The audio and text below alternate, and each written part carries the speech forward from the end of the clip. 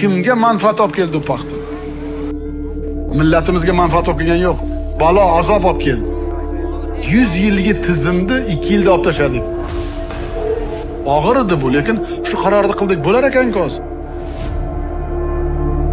Eng katta boylik bu aql, zakovat va ilm. Eng katta meros bu yaxshi tarbiya. Eng katta qashshoqlik bu bilimsizlikdir.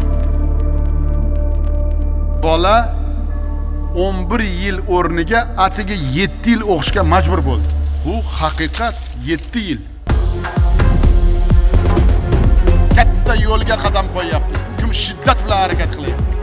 Mana natija.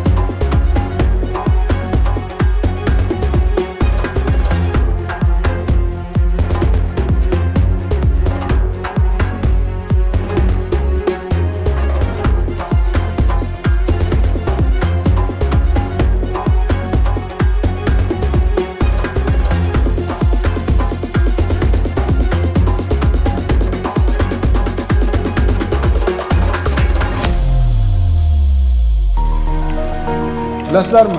İnsonga e'tibor deyapmiz. Agar sifatli ta'lim bo'lsa, bu ham e'tibor. Prezidentning ishongan kuchi, qudrati muallimlar, murabbiylar. Ana shunga biz hammamiz birlashsak, o'shanda natija bo'ladi.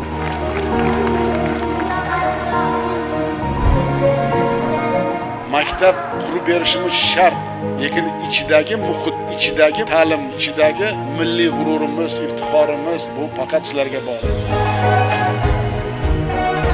3-Renessansni o'quvchilarimiz qurishi uchun poydevorini biz muallimlar qurishimiz kerak.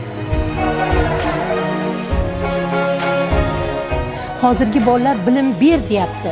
Ya'ni to'xtab qolsak, bizni o'qituvchi bo'lib kirishga haqqimiz yo'q.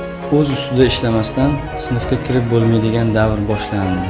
Oldingida faqat dars berib, doskada yozish bilan biz hozir bolalarni ichki dunyosini, imkoniyatini uyg'ota olmaymiz. Qancha yaxshi ishlasak ustimizda, shuncha katta oylikka ega bo'lamiz. Oylik maoshim $2000 miqdoriga yetdi. Вот, пожалуйста, возможность. Дают, бери, иди, дерзай, работай над собой. Barchamizga oftob kabi ravshan va ayondirki, maktablar taraqqiyining boshlanishi madaniyat va saodatning darvozasidir. Hozir ta'lim tarbiya jarayoni yana ham erkin. Bola o'z xohishiga qarab ta'limga ham tanlab desak ham bo'ladi. Bitiruvchilarim 31 ta edi. Ularning 28 tasi oliy o'quv yurtiga kirdi. Har bir millat eng avval boshlang'ich maktablarini zamonga mos isloh etmagunicha taraqqiy yo'liga kira olmas. Yangi O'zbekistonning asosi ustuni deb mendan so'rasalaring, takror qaytaraman. Bilim, ta'lim va tarbiya bo'ladi. Mana shuni hech qachon unutmasimiz kerak.